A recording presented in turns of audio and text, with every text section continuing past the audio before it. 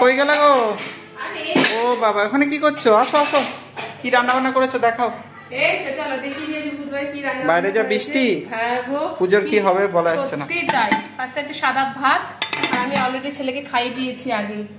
আর এখানে রয়েছে উচ্ছে আলু ভাজা, উচ্ছে পটল ভাজা, আর পালং শাকের তরকারি, সিম আলু। এখন এটাই তো আমাদের ইয়ে হয়ে গেছে। হ্যাঁ, লাল শাকের জায়গায় পালং শাক কম্পালসারি। আচ্ছা, কি বলবো। আর এখানে শসা লেবু।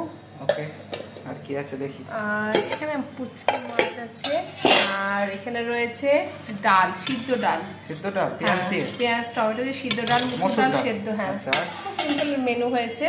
এখানে রয়েছে কি কথা, কাটা কেন? আরে কাটা, ছেলে তো এখন পাবদা মাছ দু চোখে দেখতে পারে না, কি করব, গোটা মাছ নিয়ে যায়নি ওর সামনে। মাছগুলো বেছে নিয়ে কাটাটা এখানে রেখে দিয়ে চলে গেছি। আর এখানে পাবদা মাছ আলু বেগুন দিয়ে ঝোল করেছি, আর এখানেও তাই সেমই আছে। আর কিছু নেই? কি করব, বাচ্চারা না খেলে বুঝি বাজি যায়। আর কিছু নেই? আর কিছু নেই। আচ্ছা চলো, এই হচ্ছে আজকের মেনুটা।